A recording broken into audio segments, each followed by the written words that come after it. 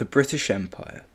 At its peak, it claimed a quarter of the globe, its land, its seas, its populations. It's tempting to assume that such dominance must have made Britain enormously wealthy.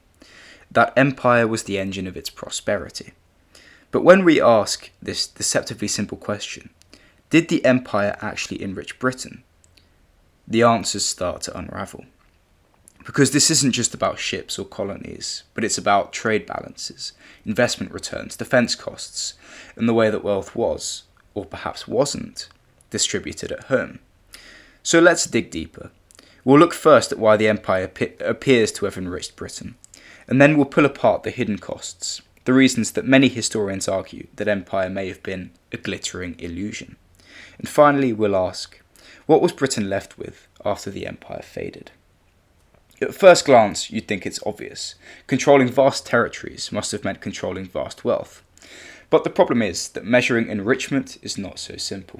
For one thing, Britain's economic data before 1870 is patchy.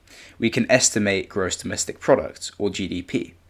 But it's hard to measure the precise impact of the empire versus other factors, such as industrialisation, coal, or free trade. Secondly, the counterfactual problem. We don't know what Britain's economy would have looked like without its empire. Would it have grown like the Netherlands, which prospered through trade and finance without a vast empire? Or like Germany, which industrialised rapidly with only limited colonies? And finally, we have the question of wealth distribution. Even if the empire did make Britain richer on aggregate, did it make Britons richer? Or just a narrow elite of merchants, bankers, or landlords? The answers are complex, so let's break down both sides of the argument. So this is the case for enrichment. Firstly, we have resources that fueled industry. The Industrial Revolution was supercharged by raw materials from abroad. Cotton from India and Egypt poured into Lancashire's mills, and by 1850 Britain had imported over £400 million of raw cotton annually, much of it from imperial territories. Sugar from Caribbean islands sweetened diets and created entire trading circuits. And tea from India and Sri Lanka, which was then known as Ceylon, became a cultural staple. By the 1890s, the British were drinking over £6 of tea per person per year. Captive markets. Colonies didn't just supply resources, they bought British goods. India, once a textile powerhouse, was reshaped into a consumer market. By the 1880s, over two-thirds of Indian textile consumption, that is, imported cloth, came from Manchester, a city in England. Tariff policies heavily favoured British industry. Indian textiles faced duties as high as 70 to 80% when entering Britain, while when British cloth flooded into Indian markets, it was almost tariff-free. Financial power. The empire boosted Britain's role as a global banker. The City of London grew into the world's financial capital, insuring ships, financing trade and underwriting infrastructure.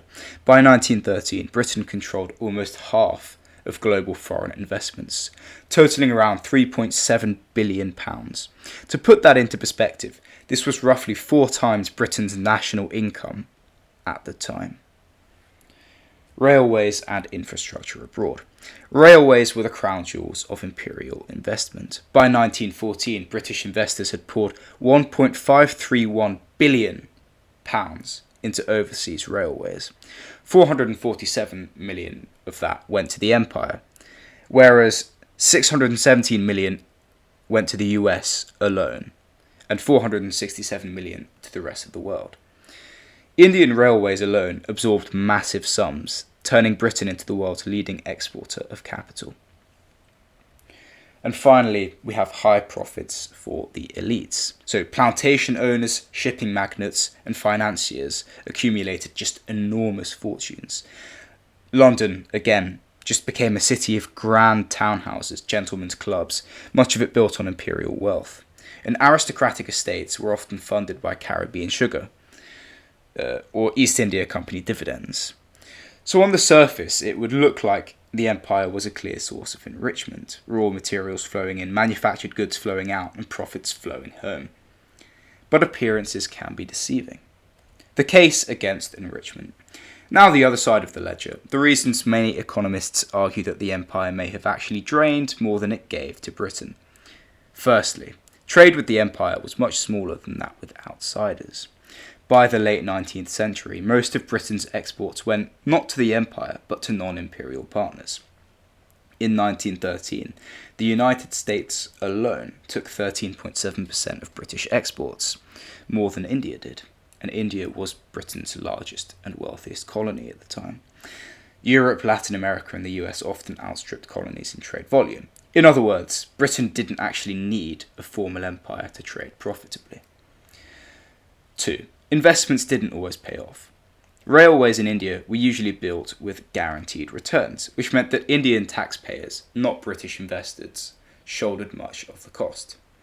Infrastructure often stimulated colonial economies, but had limited spillover for Britain itself. Compared to domestic investments, overseas capital investments often produced lower long-term returns. The staggering costs of defence. Maintaining the world's largest ever empire did not come for free. It required having the largest navy in the world, armies garrisoning worldwide, and constant readiness for rebellion or war. The Boer War, between 1899 and 1902, cost £200 million alone, an absolutely staggering sum, which was equal to almost 13% of Britain's gross domestic product at the time.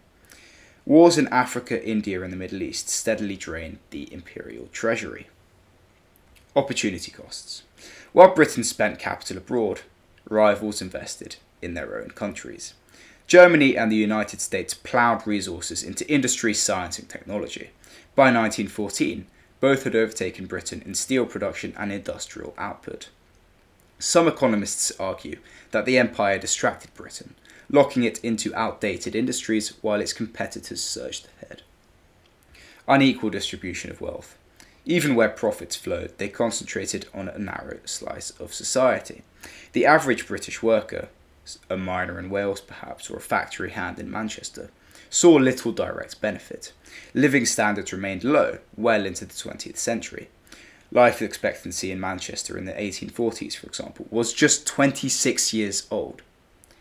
Imperial wealth built mansions for the few, while slums persisted for the many.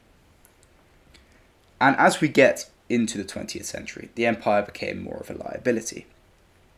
At least by the early 20th century, the empire had become a significant strategic burden. The First and Second World Wars drained Britain financially, exposing the cost of global commitments. And after 1945, the empire collapsed rapidly, and Britain didn't sink with it. In fact, freed from the costs of garrisons and colonies, Britain domestically modernised and reoriented towards Europe and the USA. So, was the empire Britain's great economic triumph? Well, yes and no. It provided resources, markets, and financial dominance.